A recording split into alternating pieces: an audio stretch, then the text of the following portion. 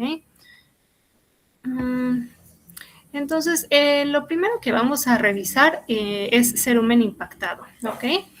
Entonces, el cerumen es una mezcla de secreción de glándulas apócrinas modificadas y epitelio descamado. El cerumen tiene su propio mecanismo para su limpieza en el oído, ¿de acuerdo? Entonces, todos tenemos unas pequeñas vellosidades en la entrada del oído y esas vellosidades tienen movimiento y van a hacer que el cerumen migre en dirección lateral, o sea, que vaya saliendo del conducto. Y durante esta migración lateral se va a mezclar con pequeños cabellos y con algo de polvo o algo de cuerpitos extraños que pudieran llegar a entrar en el conducto. En algunos casos, el cerumen se puede impactar en el conducto y generar una plenitud aural, que sería sensación de oído tapado, tos, acúfeno, mareo, inestabilidad o hipoacusia. ¿Alguien sabe por qué un tapón de cerumen nos puede causar tos?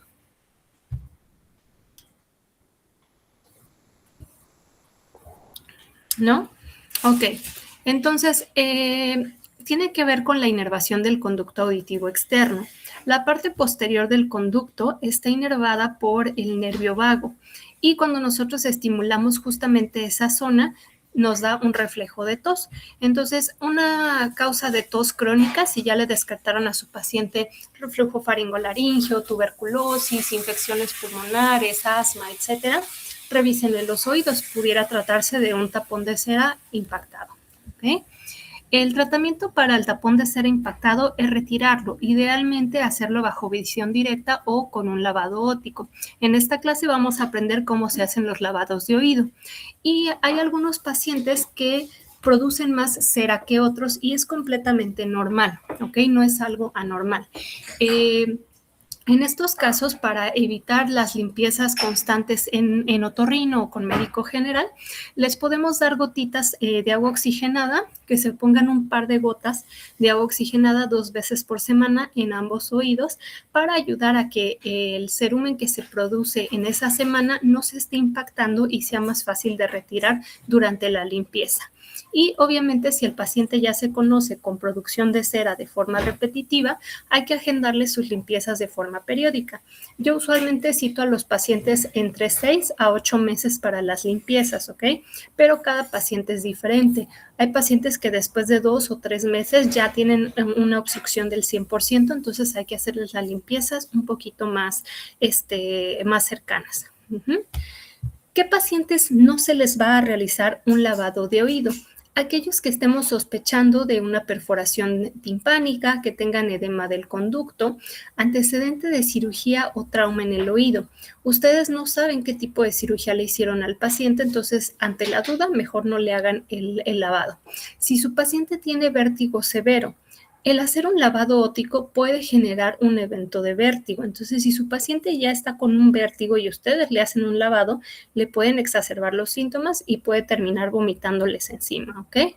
Si tiene algo que se llama colesteatoma o queratosis obturans, que vamos a ver un poquito más adelante. Si encuentran secreción purulenta, puede ser una infección, entonces no hagan lavado. Si tiene un cuerpo extraño que sea hidrofílico o materia vegetal, que pudiera absorber el agua y hacerse más grande, tampoco le hagan lavado. Si hay una otitis externa o antecedente de otitis media reciente, menos de 6 semanas, o que tenga otitis media recurrente.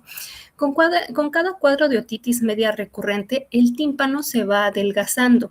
Entonces, si el paciente tiene antecedente de estos cuadros de forma múltiple, probablemente su tímpano esté delgadito y con tantito que le echen agua a presión lo pueden reventar. Entonces, si su paciente tiene antecedente de OMA recurrente, mejor no le hagan el procedimiento. Ahora, ¿qué pacientes vamos a mandar a segundo nivel? Si durante el retiro del cerumen el paciente refiere dolor, ahí suspendemos la maniobra y referimos a segundo nivel. Si encontramos anormalidades en la anatomía del oído externo, hay pacientes que tienen los conductos sumamente estrechos o tortuosos y que va a ser difícil hacerles la limpieza. Entonces, en esos casos, mejor mándenlos a otorrino. Cualquier paciente que no coopere. Hay niños que cooperan bastante bien, pero si el niño no está cooperando, no lo vayan a lastimar, mejor refiéranlo. Alguna presentación atípica. Por ejemplo, un paciente que se presente a consulta con hipoacusia derecha.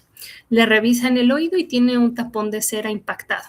Le hacen un lavado y a pesar del lavado el paciente persiste con hipoacusia. Cuidado, pudiera tener algo más y que el tapón de cera únicamente haya sido un hallazgo, entonces hay que mandarlo. Que no mejore con irritación óptica o imposibilidad para retirarlo de manera completa. Entonces, en este video vamos a ver cómo es que hacemos un lavado óptico. ¿De acuerdo? Entonces, lo primero es utilizar nuestro otoscopio para revisar el oído del paciente y confirmar que efectivamente está obstruido por este tapón de cera. ¿Ok? Si voy a revisar el oído del lado derecho, mi otoscopio lo agarro con la mano derecha. Si estoy revisando el oído del lado izquierdo, lo tomo con la mano izquierda. ¿Ok?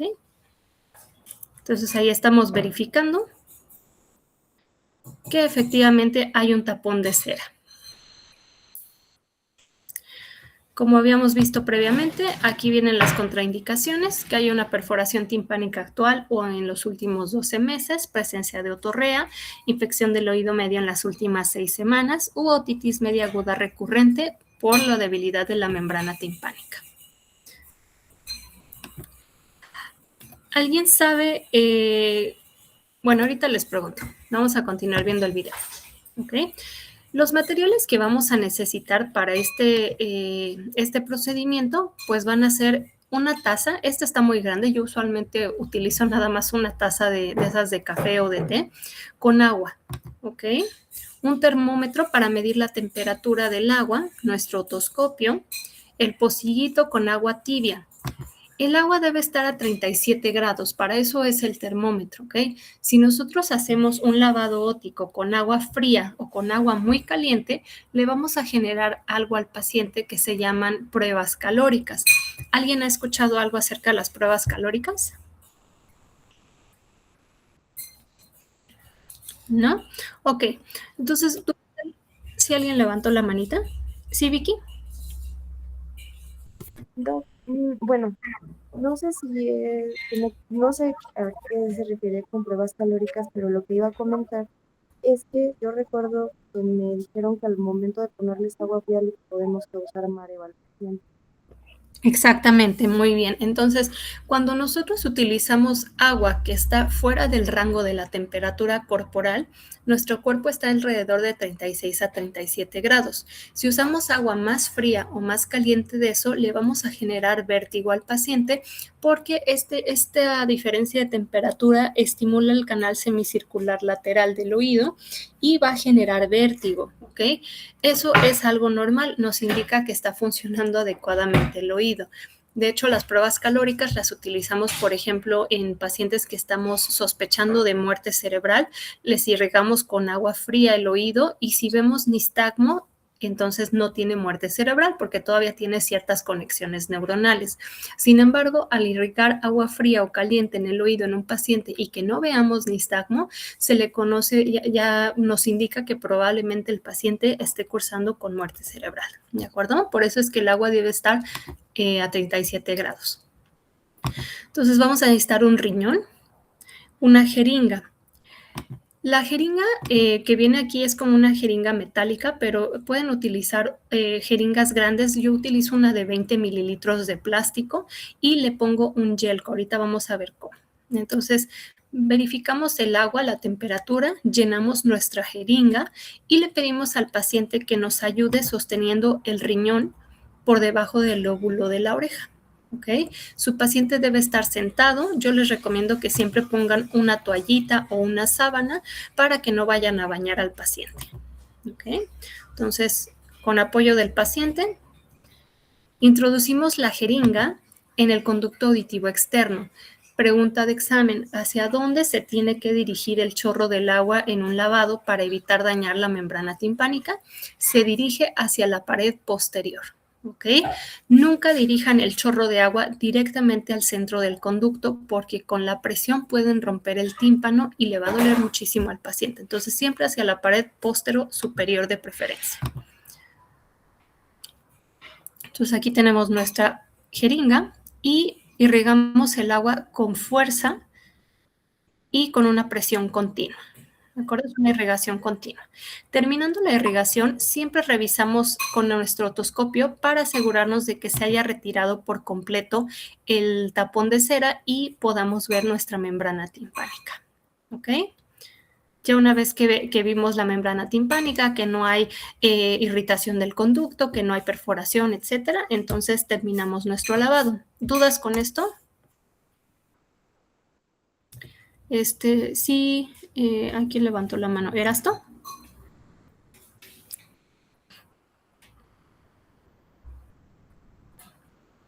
¿Erasto, habías levantado la manita?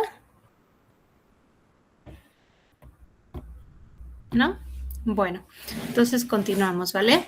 Como les comentaba, a veces es difícil encontrar las jeringas metálicas para poder hacer los lavados. Yo lo que utilizo es una jeringa de 20 o de 50 mililitros, que son jeringas bastante grandes, y utilizamos un yelco. Los yelcos son estos catéteres con los que canalizamos al paciente. La aguja la vamos a desechar y únicamente nos vamos a quedar con la camisa, que es lo que tiene de colorcito y que es un poquito transparente.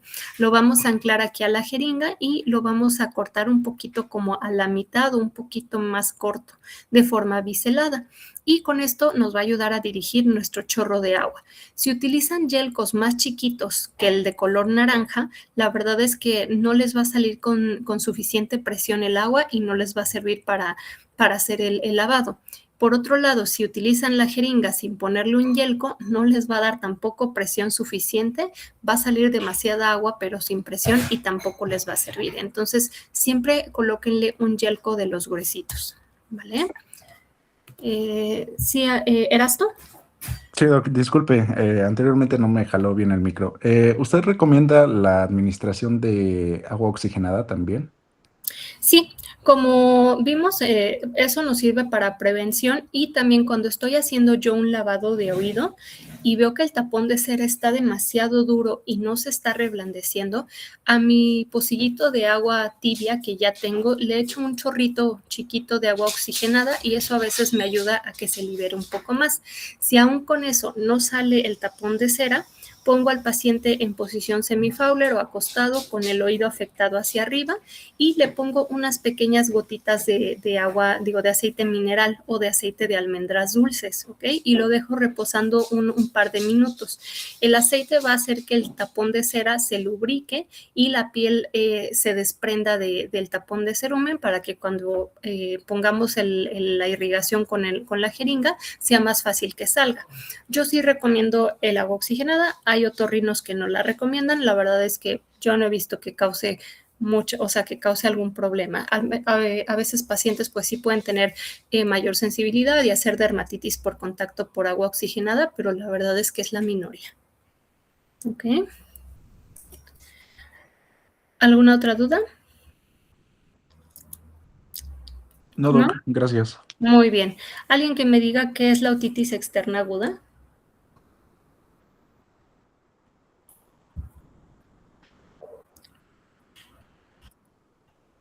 Sí, Miranda.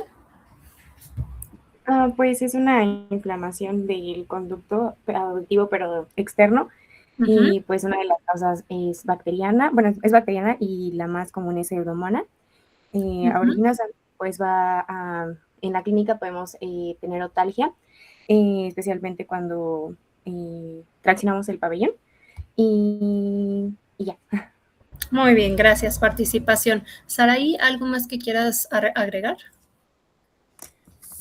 Pues ya dijeron casi todo, pero pues prácticamente lo que dijo mi compañera del cuadro clínico, Uh-huh. pues como dijo Gotargia, pues prurito, Uh-huh. hipoacusia y pues prácticamente el diagnóstico es más clínico, ¿no? Muy bien. ¿Y sabes cuál es el tratamiento para la otitis externa aguda? Pues yo diría que sería, bueno, la limpieza del Uh-huh. conducto externo y pues gotas óticas como antibióticos. Muy bien, gracias, participación. Entonces, la otitis externa aguda es una infección o inflamación del conducto auditivo externo. Vamos a tener diferentes espectros, desde una otalgia leve hasta algo que se conoce como osteomielitis de base de cráneo. Y la otitis externa la podemos dividir en aguda versus crónica. La fisiopatología, tenemos 3 fases de la otitis externa. No todos los pacientes van a cursar por las 3 fases, ¿ok? Esto es más cuando la dejamos a libre evolución. Entonces, tenemos la fase preinflamatoria, la inflamatoria aguda y la crónica. Entonces, en la primera fase, que es la fase preinflamatoria, vamos a tener un edema de la piel del conducto. Este edema va a generar obstrucción glandular. Todos tenemos glándulas en el conducto auditivo externo, que son las que nos van a secretar el sebo y el cerumen, ¿ok? Esta obstrucción glandular puede estar dada por traumatismos o por humedad excesiva. Por traumatismos, por ejemplo, si estamos manipulando el conducto con los cotonetes intentando limpiarlo, vamos a obstruir las glándulas y vamos a predisponer a una infección. Y la humedad en pacientes que viven en climas tropicales es mucho más común que tengan este tipo de infecciones, ¿ok? Y esta obstrucción glandular a su vez va a generar mayor trauma, mayor edema de la piel y se va haciendo un círculo vicioso. Si encontramos al paciente en esta fase y le damos tratamiento, ahí se va a limitar. Sin embargo, la mayor parte de los pacientes los vamos a encontrar en la fase inflamatoria aguda, la cual se divide en 3. En la primera fase, que sería la leve, únicamente vamos a encontrar edema y eritema del conducto. La secreción, la otorrea, va a ser hialina y no va a oler mal. Esto dura a máximo 24 horas y va avanzando y va generando muchísimo más dolor y las secreciones se van transformando a mucopurulentas. Si esto sigue avanzando, pasamos a la fase severa, en la cual hay un edema tan importante de la piel del conducto que se obstruye de forma parcial o de forma completa, ¿ok? Esto genera mucho dolor. Incluso podemos encontrar edema de tejidos periauriculares y adenopatías retroauriculares o submandibulares. Y en esto podemos englobar también la otitis externa necrotizante que vamos a ver más adelante. Y la fase crónica se considera un episodio único que ha durado 4 semanas o más, o un paciente con episodios repetitivos de 4 o más episodios en un año. ¿Ok? Entonces, pregunta de examen: otitis externa aguda, duración de menos de 4 semanas. Otitis externa crónica, duración de más de 4 semanas. ¿Ok? Vamos a ver un poquito acerca de la anatomía del oído externo. ¿Alguien me puede comentar un poquito acerca de la anatomía del conducto?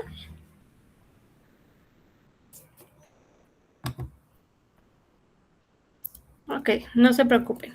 Entonces, el conducto auditivo externo en el adulto mide de longitud 2.5 centímetros, ¿ok? Entonces, los bastoncillos, los cotonetes que a veces utilizan las personas, miden más de esto. Entonces, con frecuencia podemos lastimar el tímpano porque no calculamos bien qué tanto estamos introduciendo el cotonete. Por eso es que no es recomendable utilizarlos. De estos 2.5 centímetros, vamos a dividir el conducto en tercios, ¿de acuerdo? El tercio externo, que está marcado aquí con verde, está compuesto por cartílago y los 2 tercios internos están compuestos por hueso. En la porción externa, donde tenemos el cartílago, la piel y el tejido celular subcutáneo tienen un espesor mucho mayor que en los 2 tercios internos. Como podemos ver aquí, este es el tejido celular subcutáneo y la piel están más gruesos, y conforme vamos yéndonos hacia la membrana timpánica, esto se va adelgazando. Entonces, es mucho más sensible la piel del tercio interno que de los 2 tercios externos, precisamente por esta diferencia de espesor, ¿ok? Tenemos algo que se llaman fisuras de Santorini. ¿Alguien ha escuchado acerca de ellas?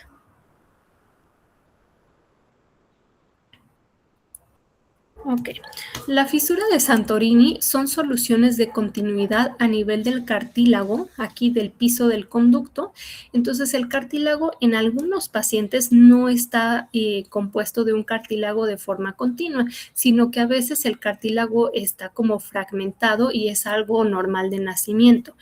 Esto, fragmentación del cartílago, hace que si tenemos una infección en el oído externo, la infección se puede extender por acá abajo hacia los tejidos periauriculares y por eso es que a veces en otitis externas agudas ya muy severas podemos encontrar edema periauricular o incluso adenopatías a nivel cervical porque la infección comienza a migrar por esta fisura, ¿de acuerdo? El istmo, esto debería estar recorrido un poquito más hacia la derecha, es la parte más estrecha del conducto y es donde usualmente se suelen impactar más los cuerpos extraños porque es donde ya no pasan tanto hacia adentro. Este sería su límite como médicos generales para poder extraer un cuerpo extraño. Si vemos que ya está pasando el istmo hacia más adentro, ya no lo manipulen, ¿ok? Además de las fisuras de Santorini, también tenemos otras soluciones de continuidad que se conocen como foramen de Huschke.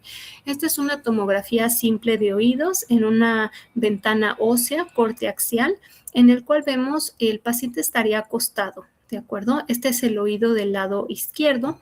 Lo que se ve aquí negro es el conducto auditivo externo. La membrana timpánica estaría más o menos por aquí y lo que nos está marcando la flechita es la pared anterior del conducto y vemos cómo viene aquí el huesito y de repente ya no hay huesito. A esta déficit de hueso se le conoce como foramen de Huschke y también es una variante de la anatomía normal en algunos pacientes. En estos casos, cuando hay una infección del conducto auditivo externo, la infección se puede pasar a través de este foramen hacia lo que es la articulación temporomandibular. Esto que dice MC es el cóndilo mandibular. Entonces, eso está muy en contacto con el conducto auditivo externo. Entonces, cualquier infección severa que afecte esta zona, si el paciente tiene el foramen de Huschke persistente o permeable, se puede extender hacia el cóndilo mandibular. ¿Ok? Factores predisponentes para el desarrollo de otitis externa aguda. Primero, que el conducto auditivo externo sea estrecho. Eso va a hacer que el cerumen comience a impactarse o si nos metemos al agua y nos entra un poquito de agua, va a ser más difícil que se salga y nos puede generar más infecciones. Pacientes con enfermedades dermatológicas como eczema, dermatitis seborreica o psoriasis tienen más riesgo de padecer otitis externa aguda. Utilizar auxiliares auditivos externos. Esto es por muchas causas. La primera es porque tenemos un cuerpo extraño que usualmente no debería de estar ahí. 2, el tener un auxiliar auditivo externo hace que se genere mucha humedad en el conducto y ya vimos que la humedad genera obstrucción glandular y predispone a infección del oído. Y 3, muchos pacientes se quitan los aparatos auditivos y en vez de guardarlos en su estuche, los están dejando en la mesa, en la silla, se caen al piso y así sin limpiarlos, después de caerse al piso, se los vuelven a colocar. Entonces, eso agarra muchas bacterias de las superficies que ellos mismos se están inoculando, ¿ok? El uso de audífonos o tapones por la misma situación de los auxiliares auditivos, que se estén removiendo el cerumen de forma constante con los cotonetes. El cerumen está ahí por una razón. El cerumen nos ayuda a mantener un pH ligeramente ácido a nivel del conducto. Este pH ácido nos ayuda a evitar la proliferación de hongos y bacterias. Si nosotros estamos quitando el cerumen de forma constante, vamos a alterar el pH del oído y es más fácil que proliferen bacterias u hongos patógenos, ¿ok? Y por último, pacientes inmunocomprometidos, diabetes, VIH, radioterapia, oncológicos, etcétera, también tienen mayor frecuencia de infecciones del oído. Entonces, vamos ahora sí con la otitis externa aguda. La otitis externa aguda se conoce como oído de nadador u oído tropical, porque en casi todos los casos, no en todos, pero en la mayor parte, están asociados con exposición al agua o con exposición a climas tropicales. Usualmente el paciente va a presentar un inicio súbito de menos de 48 horas. Casi siempre es unilateral, pero en algún porcentaje la otitis externa aguda puede ser bilateral. Como les comentaba, casi todos tienen antecedente de exposición al agua o algún tipo de traumatismo. Es más común en verano porque en estas temporadas pues vamos más a las albercas o al mar y tiene su pico de incidencia entre los 5 y los 10 años, pero puede afectar a cualquier rango de edad. ¿Ok? Como ya bien una de sus compañeras lo había comentado, la mayor parte de las otitis externas agudas son bacterianas. Pregunta de examen, ¿cuál es el agente etiológico más común? La Pseudomonas aeruginosa. Es Pseudomonas con S, no Pseudomona, ¿vale? En segundo lugar podemos encontrar estafilococos y en tercer lugar streptococos. Y en conjunto van a corresponder al 90% de las infecciones agudas del oído externo. El 2% puede ser por diferentes tipos de hongos, como puede ser Aspergillus o Cándida, y de tipo viral por virus de varicela zoster, por herpes simple o por sarampión. Entonces, como vemos en las imágenes de aquí abajo, cada oído, cada patógeno va a generar un tipo de otorrea diferente. Cuando es algo bacteriano, vamos a ver que la otorrea suele ser purulenta y casi siempre tiene un tinte amarillento o verdoso, ¿de acuerdo? Entonces aquí vemos un oído del lado izquierdo. El tímpano no lo alcanzo a visualizar al 100%, pero sí vemos aquí pues una secreción purulenta con un tinte ligeramente verdoso y que aquí ya se está secando formando ciertas costras, ¿ok? Cuando hay hongos, depende del tipo de hongo. La cándida casi siempre vamos a ver estas como pelucitas blancas que son las hifas blanquecinas típicas de cándida. Cuando tenemos una infección por Aspergillus, se ven un poquito diferentes. Vamos a ver las hifas blanquecinas, pero encima tienen un puntilleo como de color negro. Creo que por aquí tengo otro ejemplo, ¿ok? Y en el caso de virus de varicela zoster, este es un oído del lado izquierdo, estamos viendo nuestro tímpano y vemos ciertas máculas hiperémicas y unas vesículas sobre la membrana timpánica y la parte posterior del conducto auditivo externo. Este incluso ya tiene un contenido purulento, ¿ok? Entonces, esto es virus de varicela zoster. En cuanto a los signos y síntomas de la otitis externa aguda, pues también es muy variable. Vamos a presentar casi todos los casos, van a tener otalgia de moderada a severa y vamos a encontrar algo que se llama signo del trago positivo. ¿Alguien sabe qué es eso? Perdón. Sí, Fernando, dime. Justamente creo que es cuando se presiona ahora sí que el trago del oído o del pabellón auricular y causa un dolor muy intenso. Perfecto, entonces gracias, participación. El signo del trago positivo, en esta imagen en donde está justamente este aretito, vamos a hacer presión. Este cartílago que está en esta zona se llama trago. Y si nosotros en un paciente con otitis externa aguda lo presionamos con nuestro dedo índice, va a generar dolor. Ese es el signo del trago positivo y nos sirve para diferenciar entre una otitis externa aguda y una otitis media aguda. Si alguien levantó la mano, ¿no? Sí, Fernando. Algunos creo que me habían mencionado, creo que lo jalaban. No sé si ese también cuenta o nada más es presionarlo. Sí, el signo del trago positivo es únicamente presionar en esta zona, pero también si nosotros traccionamos el pabellón auricular hacia arriba y hacia atrás, también podemos generar dolor en cierto grupo de pacientes. Entonces yo también lo hago, les hago signo del trago, les tracciono el pabellón y además les presiono aquí atrás en donde está la apófisis mastoides. Normalmente si tenemos signo del trago positivo y les duele a la manipulación del pabellón auricular, lo más seguro es que tengan una otitis externa. Sin embargo, y si están negativos esos signos y el paciente sigue con mucha otalgia, podemos pensar a lo mejor que pudiera tener por ahí una otitis media. Además, el dolor puede irrigarse hacia la región temporomandibular o si ya es algo muy severo, el paciente empieza a sentir que tiene dolor hemicraneal ipsilateral. Podemos encontrar eritema y edema del conducto, prurito, otorrea hialina, que les digo que va progresando a purulenta y verdosa. Hay plenitud oral, el paciente siente que tiene el oído tapado, una hipoacusia conductiva. Esta hipoacusia puede ser por los detritus celulares, la secreción purulenta o por el mismo edema que está obliterando el conducto. Y en algunos casos podemos encontrar linfadenopatías preauriculares o linfadenopatías cervicales. Entonces, el abordaje, pues vamos a ver primero el cuadro clínico. ¿Cuánto tiempo de evolución tiene nuestro paciente con sus síntomas? La duración, qué síntomas tiene y la severidad, ¿de acuerdo? Para identificar si se trata de algo agudo o de es algo crónico. En cuanto a antecedentes, preguntar si tiene alergias, si tiene alguna enfermedad autoinmune o algo que le esté ocasionando cierta inmunocompromiso como VIH o diabetes mellitus. Si ha tenido algún tratamiento previo, muy importante. Usualmente cuando llegan conmigo los pacientes ya fueron al médico general, al médico del CIMI y ya me vienen con tratamientos previos. Pero ustedes como médicos de primer contacto también es importante que le pregunten al paciente si se automedicó, porque a veces ellos solitos dicen, pues tenía gotas en la casa de tal y me las puse a ver si me ayudaban y al contrario les empeoraron o algo así. Luego nos vamos a la exploración física. Hacemos la otoscopía.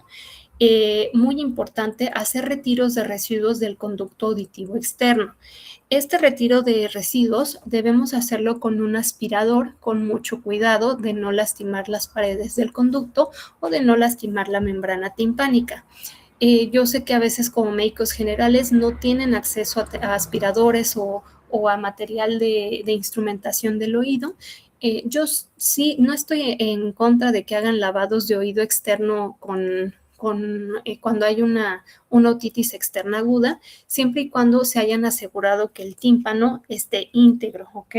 Y eso nos va a ayudar a quitar todos los detritus celulares. Ojo, siempre que hagan un lavado del oído, se me había olvidado comentarles, el agua que usen tiene que ser de garrafón o agua hervida previamente. Jamás hagan lavados de oído con agua de la llave, ya que el agua de la llave contiene bacterias y lejos de ayudarle al paciente, le vamos a estar inoculando más bacterias y le podemos exacerbar sus síntomas, ¿ok? En caso de que sea algo recurrente, que tenga 4 o más eventos en un año o que ya le hayan dado tratamiento y siga sin responder, entonces tomamos un cultivo para bacterias y hongos. Y si aún así seguimos sin mejoría, entonces lo mandamos a otorrino para hacerle una biopsia.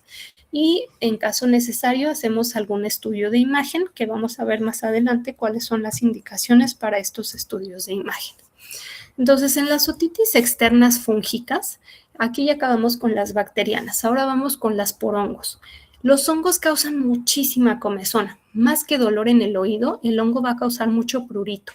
Vamos a encontrar estos residuos algodonosos blanquecinos y visualizamos en la otoscopía las hifas en la superficie de estos residuos. Como les había comentado, cuando es por cándida, las hifas son blanquecinas completamente y cuando son por aspergillus, vamos a ver hifas blancas, pero aparte vamos a ver un puntilleo así como negruzco, ¿ok? A esto se le conoce como el signo del periódico mojado. Casi todas las imágenes que vamos a ver en estas diapositivas son de pacientes míos, ¿ok? Entonces, diagnósticos diferenciales de otitis externa aguda, diagnosticar una mastoiditis. Aquí el dolor, en vez de ser preauricular, usualmente es en la región de la apófisis mastoides y hay pérdida del pliegue postauricular. Y también podemos descartar una dermatitis por contacto en la cual puede haber eritema y prurito y el paciente tiene antecedente de algo que le haya hecho daño. Por ejemplo, se fueron a pintar el cabello y el tinte entró al conducto o cambiaron de shampoo o algo por el estilo y les causó dermatitis por contacto. ¿Okay? En estos casos, el tratamiento es suspender el irritante y dejar gotitas de esteroide tópico para desinflamar.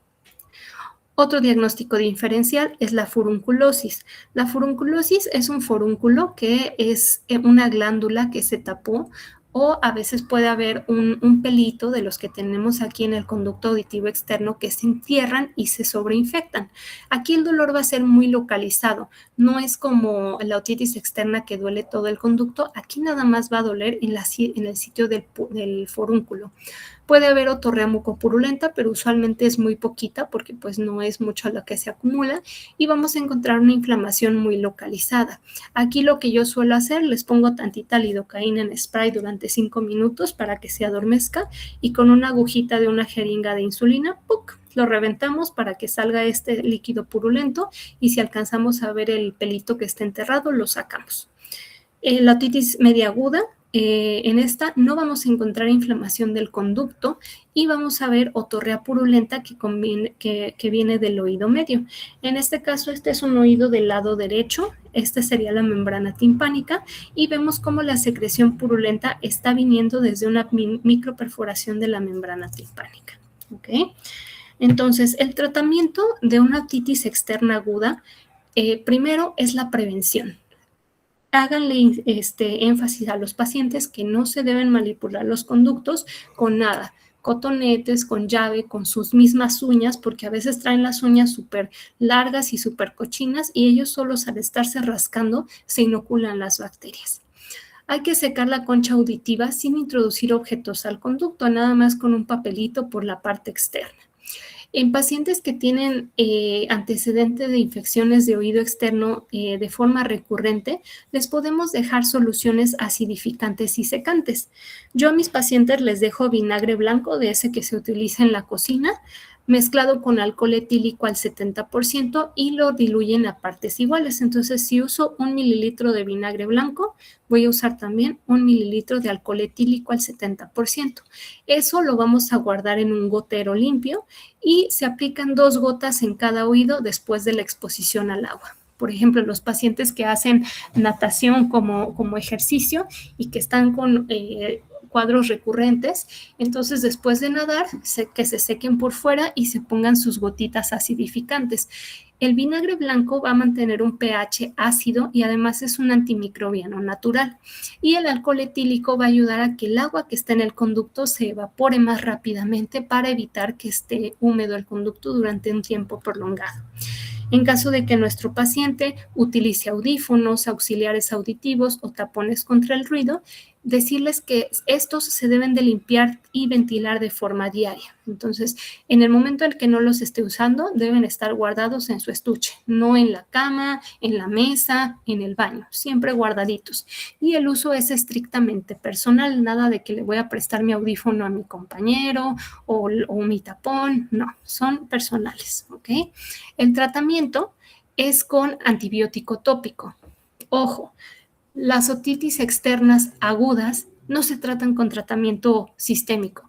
Por más amoxiclav que le den a un paciente, no va a mejorar, ¿ok?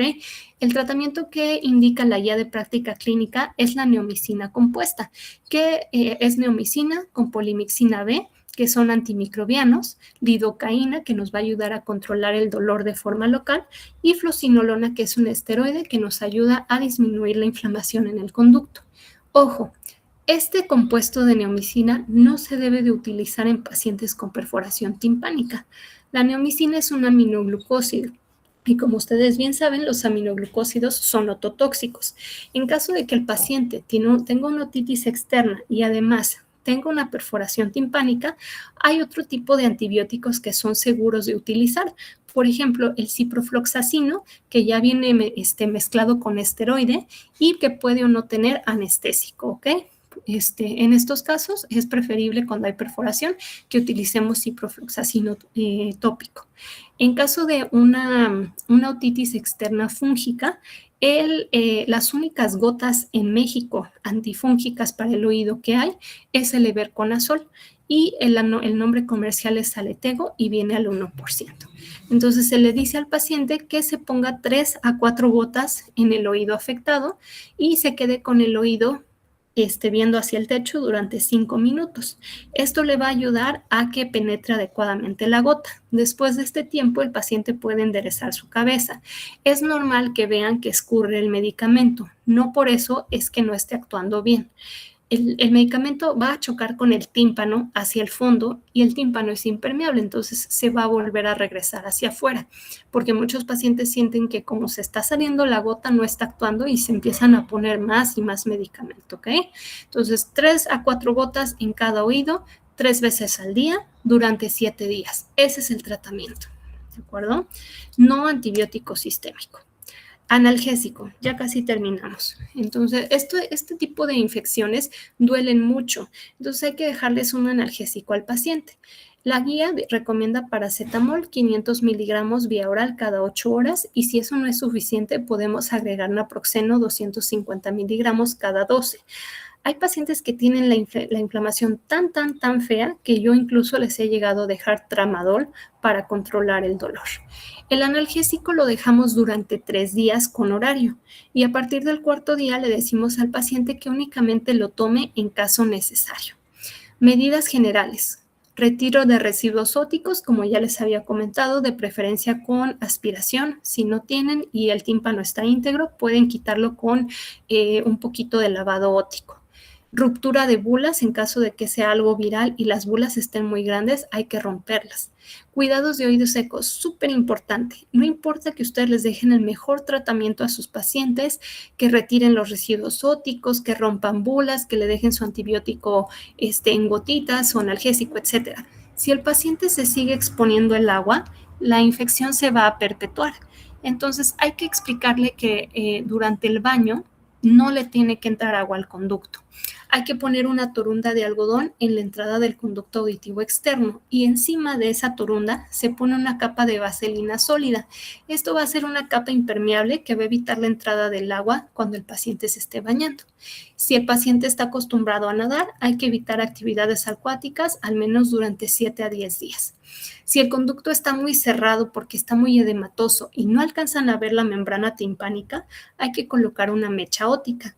La mecha óptica la pueden hacer con una cinta umbilical, la cortan de aproximadamente 2 centímetros. Ya vimos que el conducto del adulto mide 2.5, entonces un poquito más corta de esa, y con una pinza con mucho cuidado. Primero la impregnan en una cremita con esteroide y la meten en el conducto.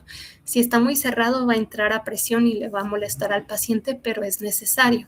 Si ustedes no colocan una mecha óptica, va a suceder 2 cosas. La primera es que el conducto se va a seguir inflamando y va a llegar un momento en el que va a estar tan inflamado que no va a permitir que la gota que se esté poniendo el paciente llegue hasta el fondo del conducto y no va a mejorar el cuadro clínico. Y 2, esta obstrucción del conducto puede ser tan severa que puede generar una estenosis que requiera una cirugía para volver a canalizar para recanalizar el conducto auditivo externo. Entonces, para evitar estas complicaciones, corten su cintita umbilical de 2 centímetros con una pincita delgadita, la introducen al conducto y se la dejan ahí 3 días. Y hay que estar poniendo igual las gotitas, se dejan las gotitas directo en la mecha óptica. La mecha las va a absorber y las va a llevar hasta el fondo del conducto para que lleguen hasta el fondo y puedan hacer bien su efecto. ¿De acuerdo? Entonces, las mechas ópticas que nosotros como otorrinos utilizamos son estos que se llaman Otowix. Sin embargo, los Otowix suelen ser algo caros y por eso es que yo les recomiendo que utilicen las cintas umbilicales. Vamos a dejar hasta aquí la clase y para la siguiente clase vamos a ver lo que son pues, complicaciones de la otitis externa aguda, ¿de acuerdo? No sé si tengan alguna pregunta. No, Doc. No, ok, déjenme ver qué más vamos a ver para la siguiente clase para que puedan leer un poquito. Entonces vamos a ver las complicaciones de la otitis externa aguda, lo que es otitis externa maligna, herpes zóster óptico, queratosis obturans, colesteatoma del conducto auditivo externo y hematoma y trauma del pabellón auricular, ¿vale? Para que puedan leer un poquito. Y pues ahorita no tienen tarea para que disfruten su fin de semana y nos conectamos para la siguiente semana, ¿de acuerdo? Gracias, Nada doctora. más, de nada. Antes de que se desconecten, sí se conectó Alfredo, ¿verdad? Por ahí lo vi que se conectó. Sí, sí me conecté. Muchas gracias. Sí, creo que era el único que me hacía falta de la lista. Ok.